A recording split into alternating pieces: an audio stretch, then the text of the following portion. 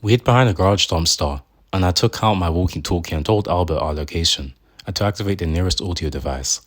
Albert said he was going to do it, and he prepared for it to activate and lure Petey over, but nothing happened. I told Albert that nothing was happening, and he said that he activated the audio device. I said that he didn't, and he said he clicked the icon and that should do the trick. Albert said he'd try again, and we waited after that, but still nothing. I told him it didn't work, and he tried again. Still nothing. I suggested that Albert activate another audio device nearby, and Albert said he would, but just like last time, and all of the other times, nothing happened. With no more options left, our only hope was to sit still and pray that Petey didn't find us. Eventually, Petey went away, and we waited for a while just to be on the safe side. Before we did anything, after a while, we decided to go over to the audio device and see what was wrong with it. Something seemed to be crumbling out from inside the audio device, and when I took a good look at it, I saw that it was cookie crumbs. Then I noticed a piece of paper laying on the ground, so I picked it up, and when I did, I saw exactly what was on it. Tough luck, Bobby. We were basically screwed. Without the audio devices, we stood no chance against Manny and his imaginary friends. And while we have defeated Manny's friends before without the audio devices, now that Manny's gone wise to what we were doing, it was going to be a lot harder to trick them. However, I didn't have much time to contemplate this much longer, since I was about to find out exactly what would happen if one of Manny's imaginary friends saw us. There you are, wimpy. I turned around and I saw Johnny Cheddar. You sly, slippery little flip eye. I didn't get to kill you all last time. Johnny went on. To think that I actually let you get away. Well, this time, I won't make that mistake. Johnny Cheddar lunged at us, so we started to run as fast as we could. Johnny Cheddar chased us, and it didn't look like there was any way to outrun him, so we split up in order to distract him. Surprisingly, he went after Tyson instead of me, and I sprinted toward the street until I found this alleyway with a garage dumpster, and I hid there. I don't know how long I was hiding for, but what I do know was that I was sitting there the whole time, hoping that none of Manny's imaginary friends would find me. I continued to sit there, trying not to let anything find me. Then, Tyson called my name. Greg, over here. Tyson wanted me to come inside the building, and I didn't know exactly why, but he said that he found something. I looked around to make sure that the coast was clear. Once I made sure that none of Manny's imaginary friends was there to see me, I snuck over to the door and stepped inside. When I was inside, I didn't see Tyson. I was in a hallway, and I was about to walk down it. But then, Tyson stopped me. Dude, what are you doing? Close the door. Hurry, now. I closed the door, but when I looked back, I still didn't see him. He called me again, and his voice was coming from the other end of the hallway. Greg, over here. I walked over to the other end of the hallway, and there was an open door leading to a large room with dead bodies everywhere. Now, usually, this would be part of the course with Manny's imaginary friends, but this scene went beyond anything I'd ever seen from any of Manny's imaginary friends except of Johnny Cheddar. This was on a whole new level, and I still didn't see Tyson anywhere. I carefully stepped into the room to look for Tyson, but at first, I didn't see him. Tyson, are you there? Then he responded, right behind you, Greg. But when I turned around, it wasn't Tyson. The grout? The grout lunged at me, and I started running as fast as I could. Since the front doors were locked, the only way out was through a broken window. The only option being to get eaten by the grout, I decided to take my chance with the broken glass window. I got through without a scratch, and once I was outside, it didn't take long for the grout to follow suit. The grout chased me through the town, and I knew that I could only continue running for so long before I got tired. So I looked around and tried to find a place to take shelter. Had no luck at first, but eventually I saw the back door of an apartment building that was open. So I sprinted as fast as I could as I made my way over there. Once I was inside, I shut the door behind me and locked it, but I knew that wouldn't keep me safe for long, since the apartment had a sink in it, and the grout could just crawl through the drain and get in. Sure enough, the grout popped out of the sink. The grout charged towards me, and I ran as fast as I could to the bedroom and slammed the door. I didn't see a lock on the door, so I wasn't sure if I'd even be able to hold off the grout, but by some miracle, it did the trick. I felt relieved. I felt like I was actually safe in there. That is, until I noticed something in the middle of the room. At first, I thought it was the grout, and I was ready to make a bolt. But when I took a good look at it, I saw that it was just a chair with a bunch of clothes thrown over it. I took a while to think about what I was supposed to do now. I was trapped in an apartment building with the grout, and obviously I couldn't stay here forever, so I had to think of something. Then, I thought I saw something move in the chair, and at first, I thought I was just seeing things, but all of a sudden, the grout emerged from the shadowy, silhouetted chair. The grout lunged at me, and I darted over to the door and got out of the room as fast as possible. I slammed the doors behind me, shutting the grout in. I quickly realized that even though Manny was the one who brought the grout to life, it was still born from my imagination, which meant I was responsible for its conception. But the thing is, this also meant that the grout had to follow the same rules he was conceived with, even if I didn't think about it that deeply. Whenever my door was shut, locked, or not, I always imagined him doing stuff like impersonating my mom to try and get me to open the door. That explains why the grout is never able to get in when the doors are closed. The grout travels using pipes, which is consistent with how I imagined him. I once mistook a chair with a bunch of clothes thrown over it as the grout, which is why he can travel through inanimate objects that vaguely resemble him. So even though the grout is an insatiable killing machine, it still has limits, which I thought meant that I was safe for the time being, since there was no access to any pipes in the bedroom. But just then, something started to rise from the ground, and pretty soon, the grout began to emerge. I bolted away and took shelter in the bathroom. I slammed the door behind me, but I wasn't even safe here since the grout was just gonna get in through the sink. I was utterly helpless against this thing. It could emerge from the ground wherever it wanted to. It could just travel through any object that vaguely looked like it in the dark. It could chase you without getting tired, and the only thing keeping it out of the room was a door, which wasn't even going to do any good since I was in the bathroom and it could travel through pipes. It was all within the rules I unintentionally set for it back when it was nothing more than my overactive imagination. Since the chair incident meant that it was, in fact, possible for the thing to emerge wherever it wanted, even with the rules, if you could even call it that, the grout was hardly constrained. It could easily make me into its next meal. The only question was when. If I went out there, I would be dinner. If I stayed in here, I'd also be dinner. I have a path I'd take, it all would be the same, and I would be grout food. There was a shower in the bathroom, and in the shower was the mutilated body of a woman, a gruesome reminder of my soon-to-be fate. But then, after looking at the shower, I got an idea. I stepped into the shower and closed the shower door behind me. I closed the shower curtains to make sure that the grout didn't see what I was doing. And once I was finished, I took out my walkie-talkie and asked Reggie to tell me how to draw a tool per circle, step by step. Now, I didn't have anything to write with, but there was a dead body in the shower, and some of the blood was still wet. It was disgusting, but it wasn't like there was any other choice. I took off the shower drain, and I started drawing this tool per circle. I followed Freddie's exact instructions, word for word, as fast as possible since I knew the grout could pop out at any second and eat me alive. I heard the grout outside of the shower door, and it scratched on the window. It knew I was in there, and it was only a matter of time before it popped out of the drain.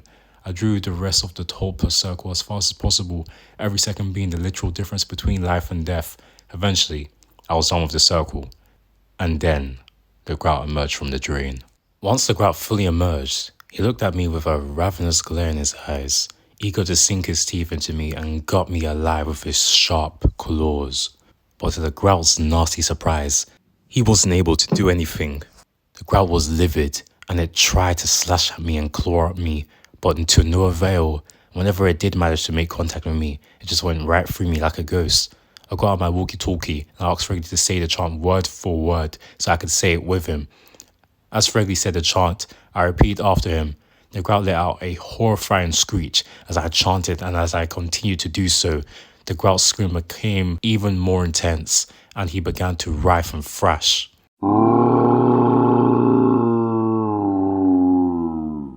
As I continued chanting, the grout's shrieking got even louder and its flailing even wilder until all of a sudden, the grout vanished into thin air. I told Fregley that the deed was done, and before I got out of the shower, I stood there for a good while and took a breather. The grout, my childhood nightmare, was reduced to being once again nothing more than a figment of my imagination. Even then, I knew that the grout wasn't the true villain. The grout at the end of the day was just an imaginary monster, a childhood boogeyman that never had any bearing in reality. The true villains are not monsters we create in order to blame anything possible besides ourselves. The true villains are always human beings, and this was no exception. The true villain was never the grout or Manny's imaginary friends. Instead, it was Manny himself. But tonight, I was going to make sure that Manny had no way to hurt anybody ever again.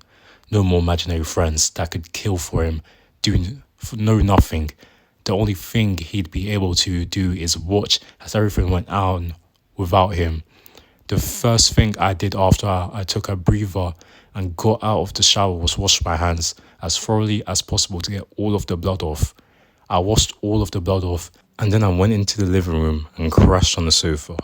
Now, I know it's weird to sit on someone else's sofa in someone else's apartment, especially since, judging by the scene in the shower, the person who lived in said apartment was brutally murdered but at the hands of Manny's imaginary friends.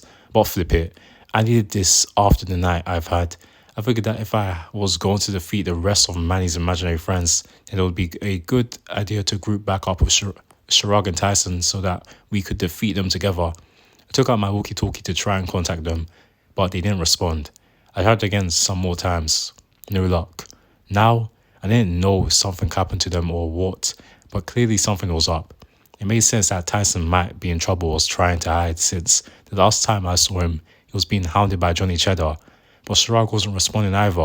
I decided I'd try and go find them myself, so I got up from the sofa and walked out the door. Once I was outside, I made sure to be as quiet as possible so that none of Manny's imaginary friends would find me. After a while, I ended up at this intersection, and when I did, I started to get the feeling that someone was watching me. I looked around to make sure that none of Manny's imaginary friends saw me, but nothing was there. I crossed the street and I could still feel something watching me. I didn't know if I was just imagining things or what, but not only did I still feel like I was being watched, but I could also feel a presence following me as I walked. It turned out I wasn't just imagining things. Just then, I got to see for myself what was following from me. Oh jeez, what the flip. I got to see for myself what was following me. Standing before me on the sidewalk was the ghostly apparition of what appeared to be a young child. I was too shaken up to say anything at first, and I just stood there staring for a while. But then, the child spoke. "I've been watching you. You're the one who's been fighting the bad things." I asked the child who he was, and he said that his name was Gerard. Gerard said that my friends were looking for me, and that he could take me to them. I wasn't exactly sure about this, but I didn't really have that many other options, so I decided to just follow Gerard. Gerard led me through Plainview, and I don't know for how long I was following the spectral child for, but eventually I found myself outside of a church. I took a good look at it, and I realized that this was the church where I defeated Manny almost a year ago. I saw Gerard standing in front of the entrance, and he walked into the church. I walked up to the church doors and I heard voices coming from inside the church. When I walked into the church, Gerard... Bro, they said church so many times. When I walked into the church, Gerard was nowhere to be seen, but I wasn't alone. There were two silhouettes, and it was difficult to see their features since it was dark, but they were certainly there. I wouldn't have to guess for too long, since I got a good look at them, and I saw who they were. It was Sharag and Tyson. Apparently I wasn't the only one who met Gerard, since Tyson asked me if I was led here by a ghastly kid named Gerard. I told him about how Gerard appeared to me and led me here, and Tyson told me that Gerard had appeared to both of them and led them here. Tyson said that Gerard appeared to him first. Tyson said he'd managed to hide from Johnny Cheddar, and he didn't know how many hours it had been. But at some point, Tyson felt a presence near him, and since he wanted to make sure it wasn't any of Manny's imaginary friends, Tyson took a look at what it was, and he saw a ghostly child. And he said his name was Gerard, and that the bad things couldn't hurt him now. He said they were trapped, and that he could take Tyson to where they were trapped, so he could make the bad things go away. He followed Gerard to the church, and Gerard told him to wait there so that he could find the others and defeat them together. Shrug said that after he got away from Johnny Cheddar, hid behind a dumpster in an alleyway, he said that after what felt like hours, he heard a voice call out his name. He checked to see what it was, and he saw a ghostly child standing in the middle of the alleyway watching him. He said his name was Gerard, and that his friend was safe now. Gerard told him that he could take him to where his friends was, and Chirag wasn't exactly sure about the whole thing, but he figured he didn't have any options, so he decided to follow Gerard. Gerard led Chirag to the church, and sure enough, Tyson was there. Gerard told him to wait there with Tyson so that he could find the last one, and we could beat them together. I asked them if they actually knew what the deal with Gerard was, and they both said that they had no idea, other than the fact that he was a child named Gerard. Bro, I've heard this guy's name like 30 times. And I felt a presence in the church. And Tyson said Chirag could feel the presence too, judging by the looks on their faces. I asked if anybody was there, and at first, I didn't get a response. But just then, Gerard appeared. Gerard said that now we were all here, and we could make the bad things go away. Gerard said that he died in a car crash with his mom and dad, and that after he died, instead of going to heaven, he woke up in a cold, dark place full of lost souls. He said he sees things that happens in our world, and that he's cold, lost, and alone. He said that his dad comes down to check on him from heaven, but he can only stay for so long. He said he could see the bad things too, and that they scared him. He said that his dad trapped the bad things, and that now we can make them go away. I asked Gerard where his dad trapped them, and he told us to follow him. He walked through the church aisle and made his way over to a door before he walked right through it. Then the door opened by itself, and there was a flight of stairs behind it. There was another door at the bottom of the stairs that opened by itself, and once we were downstairs, we stepped inside and saw Gerard standing in front of Johnny Cheddar and Petey. Johnny Cheddar and Petey were motionless. I could still see Petey's eyes move around, which meant that they were obviously still sentient, but they appeared to be frozen in place. Gerard said they weren't able to hurt us, and that they wouldn't be able to hurt anyone again.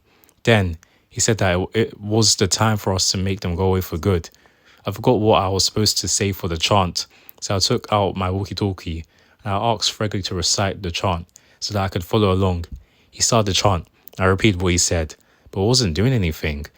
I continued the chant, but it didn't do anything still. Eventually, I finished the chant, but they were still here. Then, the door shut by itself behind me, and Petey started laughing. I looked at the floor over where they were standing, and there was no tulpa circle.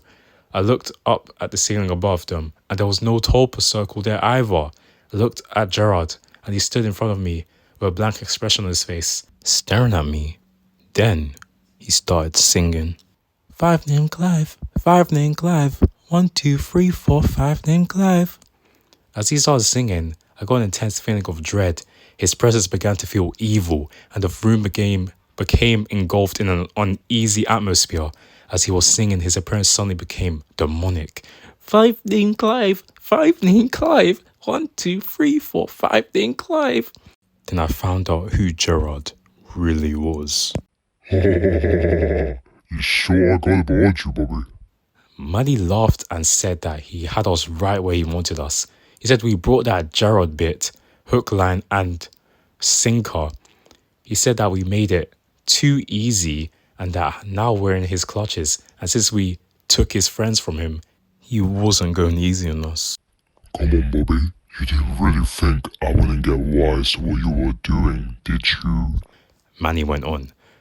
I've gotta say, that's pretty low of you to go after a man's friends. But hey, if you wanna play dirty, then I can play dirty too. Manny continued.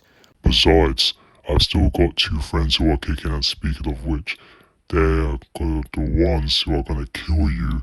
Manny laughed and went on some more. Oh, it's poetic. You beat me at this church almost a year ago, and now I'm gonna have you killed at this same church. Oh, how the tables have turned. Manny told Johnny Cheddar and Petey we were all theirs, and they started to inch closer towards us, clearly enjoying our fear and terror. Then all of a sudden, Shark told us to run and pointed over to a large vent. We ran over to the vent, and we kicked the cover over before we scrambled inside just in time for me to avoid getting my leg torn off by Johnny Cheddar. Manny said that it's even more fun with a chase, and Johnny Cheddar couldn't get to us since he couldn't fit in the vent, but that didn't mean we were safe. Pretty soon, the laughter echoed through the vent, and when I looked behind me, I could see Petey's head. Tee, tee, tee. We crawled as fast as we could, and Chirag found a way out. Chirag banged against the vent cover, and he managed to knock the cover off in time for us to get out of there before we became Petey's next meal. We were in a hallway, and luckily for us, at the end of the hallway there was a flight of stairs that led to an exit door. We ran to the exit, and as we were running, Petey's head shot out of the vent. I could hear his laughter right behind me as I ran through the hallway, and when we made it up the stairs and Chirag opened the door, we wasted no time getting out of there. I was the last one through the door, and I slammed it shut before Petey was able to get out. We continued to run, and eventually, we got to the sidewalk. But then, Petey appeared in front of us. Tee, tee, tee. We ran away in the other direction, but Petey just teleported in front of us. We ran back in the other direction, but Petey teleported in front of us again. No matter what direction we tried to run in, Petey teleported in front of us. It seemed like Petey had trapped us. But then, we had a rescuer. I recognized them as Pete Jose and his gang, who tried to make me and my friend eat a moldy piece of cheese off the basketball court back in middle school. But since they saved our lives, it was all water under the bridge. Speaking of water, it didn't hurt Petey at all, but it distracted him and got him to ditch us so that he could chase after them. They shouted at us to run, and believe me, we did. We ran as fast as we could down the sidewalk, and they drove away as they flipped off Petey, whose limbs stretched like a cartoon character as he chased after them. Petey was off our backs, but that didn't mean we were safe, because pretty soon I heard laughter behind me, and when I turned around, I saw Johnny Cheddar scuttling towards us. We ran as fast as we could as Johnny Cheddar chased us down the street. Eventually, we found a grocery store that had its windows smashed open, so we took refuge there. We hid in an aisle, and pretty soon we could hear Johnny Cheddar scuttling around the store trying to find us. Then we heard shrill, high-pitched laughter, and that was when we knew that not only Johnny Cheddar in here with us, but so was Petey. Our attempt at finding safety had just landed us in a tomb with the words "Produce Owl" engraved on it. We tried to be as still and quiet as possible, but I knew that eventually they would find us.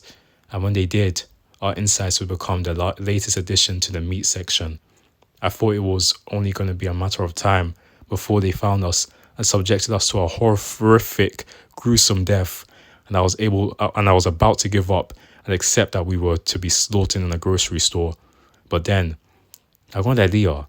I saw a shard of glass laying on the floor, so I cut myself with it before I took out my walkie-talkie and asked regularly how to draw a tulpa circle. Again, I followed his instructions step by step as I drew the tulpa circle with my own blood. Eventually I was done and I almost made a circle when all of a sudden I heard Johnny Cheddar behind me. "You really thought you were clever with that, did you?" Then Petey teleported in front of us and his shrill laughter pierced our ears. Tee, tee, tee. Johnny Cheddar and Petey stood over us, ready to sink their teeth into our flesh and kill us. "End of the road, Wimpy. It's been fun, Wimpy, but like any game, there's winners and losers. It looks like you're the loser." Johnny Cheddar and Petey launched towards us, but to their surprise, they couldn't move. They were rooted to their place, and upon discovering this, they were confused and belligerent. Then they looked up, and when they did, they got to see the giant turbo circle on the ceiling keeping them in place. Actually, it looks like you're the loser. See, before I started working on the half-finished circle on the ground, I took a ladder that I saw lying around and drew a much bigger turbo circle on the ceiling. I got out my walkie-talkie and asked Freddie to recite the chant so I could follow along, and he did exactly that. As I chanted, Johnny, Cheddar and Petey writhed in agony and let out a horrific scream as they continued to contort and flail. Be gone, demon, be gone, be gone. Jolly, Cheddar and Petey continued to writhe and contort. Eventually, they vanished into thin air and the screaming stopped. I did it. They were all gone. Every single one of them. They were all gone for good, and now Manny had no means to enact harm on the living. They vanquished, sent back to their world of thoughts and concepts, and how Manny was rendered unable to carry out his dark desires. A feeling of relief, of calm and peace washed over me. I told Freddie that they were all gone, and then I sat down on the floor and just lay there, staring up at the ceiling. After the week I needed a long, nice breather. Just a moment to lay there, do absolutely nothing, and recharge. I guess Taz and Shrug had the same idea, since they laid on the floor too. At first it was silent, completely silent, other than the chirping of crickets and the other sounds of the night leaking from the outside through the broken windows. Eventually Tyson broke the ice by asking the age-old question of whether Mickey Mouse, by keeping Pluto as a pet on a leash, is technically guilty of owning a slave. I pointed out that humans are basically animals in our universe. It's just that we evolved and become more intelligent compared to other species. So I argued that maybe mice and ducks were the animals that evolved in the Mickey Mouse universe and not dogs, thus making a mouse having a pet completely normal. Shrug pointed out that Goofy was a dog, and Goofy was intelligent in the way that a human is. Therefore, Pluto being a dog is no explanation for why he is kept as a pet by Mickey. Tyson countered by saying that Goofy is actually a cow. Wait, what? Which is a fact that I did not know until then. And if true, changes everything about how we look at Mickey Mouse lore. Eventually, we had enough energy to stand up and we walked out of the store and out on the street. Despite the fact that the streets were filled with bodies, it still felt peaceful. Manny's imaginary friends were gone for good, and Manny had no means for hurting anyone else. It was safe, all was well. Me, Shrug, and Tyson talked about just whatever came to mind as we walked through the streets. And no matter what we came up with, we were always entertained. Blah, blah, blah. Hey guys, top 10 baddies in Plainview? Ooh. I like that conversation, Shrug. Despite everything we had been through, I can honestly say that we had a lot of fun. Shrug said that there was a new movie called Mind Max and asked if we wanted to see it with him. He said that it's about a kid in middle school who becomes a drug lord, and the movie follows his rise to power in the illegal drug industry. The movie sounded pretty interesting, so I said I'd be glad to see it with him. Tyson also said he'd come and see the movie, and it was settled. We'd see the movie on Sunday, since that was when most of us had the day off. And that was that. We continued to walk and talk, and we were having fun. But then, out of nowhere, my walkie-talkie turned on. Screaming and crashing erupted from the other side of the walkie-talkie. I could hear people scrambling, objects being thrown, and the same people who were scrambling to get to safety being torn apart. It sounded like an apocalypse, and at first, no one said anything, with only the sounds of screaming objects being thrown and people being brutally mauled emitting through the walkie-talkie. But then, someone spoke, and guess who it was? Hello, Bobby. My blood ran cold and my heart sank. My breathing became quick and shallow, and my hair stood on the back of my neck. I thought Manny had no more ways to hurt anyone. I thought Manny was powerless, just an evil spirit unable to do anything other than throw objects, scratch people, and make the lights flicker. But clearly, he was still able to do much more than that. Manny went on. You didn't think the party was over, did you, Bobby? No, it's only just started. I may be unable to use your vessel after you severed my attachment to you, but Roderick's fair game. Manny went on.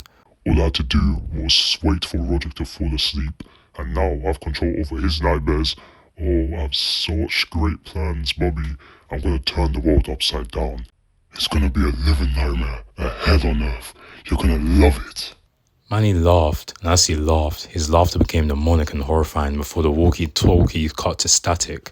Then, Shrug told us to look up, and when we did, we could see thousands of gaseous, wispy, misty things in the distance rising up from the ground and into the sky. When they got to a certain height, they descended downwards like vultures lunging at their prey, and when they got close enough, I saw exactly what they were. Souls. Millions of human souls descended upon the streets of Plainview. I didn't recognize all of them, but the ones I did recognize were all known SCX offenders and people famous for committing some other heinous crimes. So needless to say, it was bad news. Then, some other things started emerging. Things that looked like a black smoke, and even from a mile away, I felt an inhuman evil emanate from them. Whatever these things were, they were worse than all the horrible SCX offenders and criminals who were flying over the streets. They reeked of sulfur and rotten flesh, and some of them began to take shape to reveal horrific, hideous, inhuman forms. It was something straight out of a movie, and the only thing me, Shrug, and Tyson could do was watch as the damned souls and demons ran amok the streams. The streets, my bad.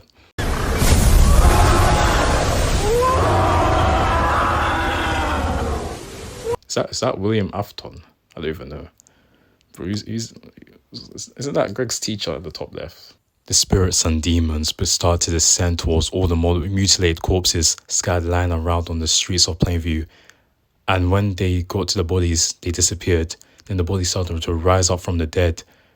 Walking corpses roamed the streets of Plainview. It was obvious that they were out for blood. Wicked men and demons finally gave their chance to enact their darkest desires in the world of the living, and it didn't take long for them to get a good look at us. When they did, they started walking towards us, no doubt eager to kill us and do all the horrible and depraved things to us and they couldn't do in life, to actuate their horrific fantasies that they were prevented from making reality until now. We ran, and it might seem easy to outrun a bunch of walking corpses, but the problem is that they're everywhere and rising up every second, so that makes outrunning them a lot harder. We ran down the streets of Plainview, walking corpses right behind us and itching to do whatever their twisted minds wanted. We looked for any buildings we could take shelter in, but we didn't have any luck until we saw that the back door to the old-timey ice cream parlor was open. We darted over to the open door, and as soon as we got in, we slammed it shut behind us. At first, we thought we were safe, but then I began to get an overwhelming feeling of dread, and I could tell the others did too. With the feeling of dread came an oppressive, evil presence, and I was no stranger to evil presences, but this was unlike any I felt before. The evil that emanated from this presence was suffocating, like being in jello. Soon, a horrible smell accompanied by the presence, like sulfur and rotting flesh. Then, I heard a guttural growl come from the other side of the employees' lounge, and all of a sudden, something started banging on the door. The door burst open, and out from the other side walked the old-timey Tobias mascot. I couldn't tell if there was anyone wearing the costume, but if there was, they were definitely not alive anymore. And they definitely weren't controlling the costume. Old-timey Tobias threw me across the room by not doing anything at all, and when I landed against the wall and slumped on the floor, I felt a searing pain in my chest. And when I pulled up my shirt to look at my chest, I saw 3 huge scratch marks. When I got up, me and Sharag and Tyson made a run for it, and we eventually found a vent, pulled it open, and crawled into outside. We ran down the street with walking corpses along with the old-timey Tobias mascot chasing us. And as we were running, I looked back and saw something else among the hordes of undead. I can only describe it as a huge amalgamation of body parts and corpses strewn together to make it one horrifying being. We ran through downtown Plainview as the walking corpses chased us, and eventually we were closer to the outskirts of town. We looked for places to take shelter, but we couldn't find anywhere. Eventually, we saw that the gate to the cemetery was open, and the corpses were a little ways behind us. so we made a run for the cemetery. We sprinted through the gates and scrambled over to the control booth. The door was already opened, and there was a dead body laying on the floor, but we didn't have time to worry about that. The corpses were getting closer. Eventually, I found an instruction manual, and after reading it as quick as possible, I closed the door. It all seemed well, but then all of a sudden, the dead security guard laying on the floor jumped out at me. Tyson took the swivel chair in front of the controls and whacked the security guard across the head. Damn. And while that wasn't enough to stop him, it got him good enough for me to be able to steal his keys and run out the door with Tyson and Chirag. When we got out, I locked the door behind me. I could hear the security guard banging on the door, and I saw that the hall of corpses, including the amalgamation and old-timey Tobias, were getting closer. Pretty soon, the corpses started climbing over the fence, and we took off running. We ran as fast as we could until we got far away enough from the corpses that we could stop and think of something to do. I noticed I don't even know how to say that, mausoleum in the distance, and said that we could take shelter there. Chirag and Tyson seemed to agree, but before we could run over there, Manny appeared behind Chirag and impaled him in the stomach with his hand. Hard to stomach, isn't it, Bobby? Guys. Manny laughed and threw Chirag effortlessly like a ragdoll. He landed against a gravestone, and then Manny shoved me to the ground before Tyson started to levitate. I tried to get up and help Tyson, but I was rooted to the ground. Manny laughed and started gloating. You took my friends from me, so now I'm gonna take yours, Bobby. First one was Shorty over there, next is this guy, and once I'm done with him, I'm gonna kill you and take your soul to hell. But then, Tyson fell to the ground. I didn't know what was going on, but it seemed that Manny didn't let Tyson go, at least not by his own violation. Then I felt something stirring and I could feel multiple presences around us.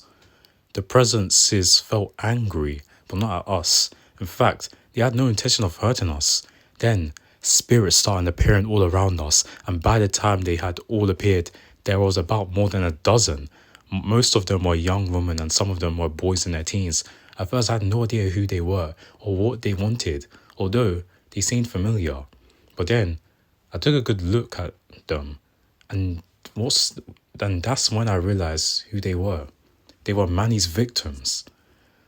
All the people that Manny killed in life were surrounding us, eager for revenge against the ones who wronged them, the one who took their lives. I could hear ghostly whispers saying things like, "Are you ready? It's payback time. And are you ready to know how it feels?" Manny seemed to be shocked and confused, maybe even a little scared. Normally, this wouldn't be a problem for Manny, but now something seemed to be blocking his powers. Then the spirits started circling around Manny, and as they did, the whispers became louder and louder, and their appearances became horrifying like corpses. Then they grabbed Manny.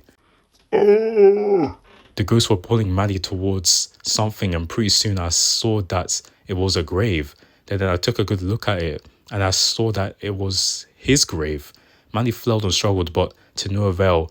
When they got to the grave, Manny let out a scream as they pulled him under. Once the spirits pulled Manny into the spirit world, the screaming stopped. Then it started to rain, and as the rain started to hit the hordes of walking corpses that were now in the distance, they began to flail. That's when I realized that this wasn't just any ordinary rainwater. This was holy water. The corpses flailed and convulsed on the ground while letting out horrifying demonic screams. And once they stopped flailing, damned souls and demons were ejected from the corpses before being pulled into the ground by some invisible force, sent back to the hell from which they came. Once all the demons and damned souls were expelled from the corpses, the rain stopped. Then I saw the same woman I saw earlier in the woods. I looked at her for a moment before I went to check on Tyson. When I got over to him, he said that he was fine. I looked back at where the woman was, and she was gone. Then, me and Tyson went over to where Chirag was, and he wasn't looking good. He was bleeding out, and he was barely conscious. We waved our hands in front of Chirag and tried to get him to respond, and eventually he said hi. I told him that I was so sorry for getting him into this mess and that I never wanted him to get killed. He said it was okay. I told Tyson that we should try get an ambulance, but Chirag said he didn't think he was going to make it anyway. Look, this wasn't fun. I'm not going to pretend that it was, but if I had to do any of this, it'd be with you. And if I had to die, I want to die with you. Thanks for everything, pals. Then Chirag went limp, and he died.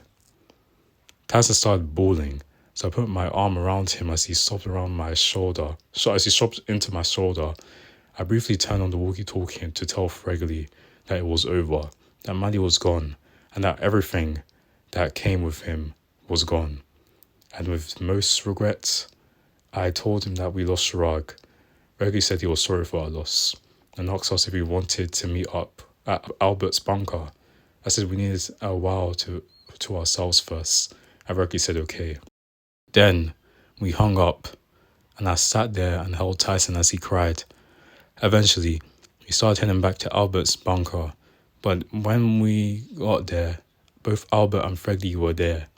Fregley said that he told the police what happened and that they would clean up the scene and make sure Chirag and all the other victims got a proper burial. Then Fregley said that a horde of the damned went in the factory and attacked him, but then none other than Isaac Smythe himself fended them off. "This my wrath, you infernal heathens." Apparently Smythe fought them off all by himself. Fregley said that eventually the damned souls were poured into the ground, presumably sent back to the hell in which they came from. Then the walkie-talkies turned on, and Dennis spoke through the other end. He said it was wild, and that something attacked the hospital, but that Roderick's in stable condition now. Dennis said that Roderick can rest now, and that he's going to stay with him to make sure nothing happens. Then he hung up, and Fregley asked us if we wanted to go home. I told him that I personally needed some time to process all that happened, and Tyson agreed. Once we processed everything that happened, we headed out. As I was on my way, I saw something that looked like a small gnome dart behind the trees. Who knows? Maybe Fregley wasn't crazy about the gnomes after all. As I walked through the forest, it was quiet, peaceful. When I walked through the town with all the dead bodies scattered around the streets, it was peaceful. The nightmare was over. Manny was gone. Eventually, I made it to Plainview Heights and got to my car. I took out my car keys, unlocked my car door, stepped in my car, started it up and drove home. When I got home, the first thing I did was take a nice long shower. When I was done with my shower, I put on my pajamas, brushed my teeth, and now I'm here, writing in my journal. I want to go to sleep now, and let me tell you, I want to sleep well tonight.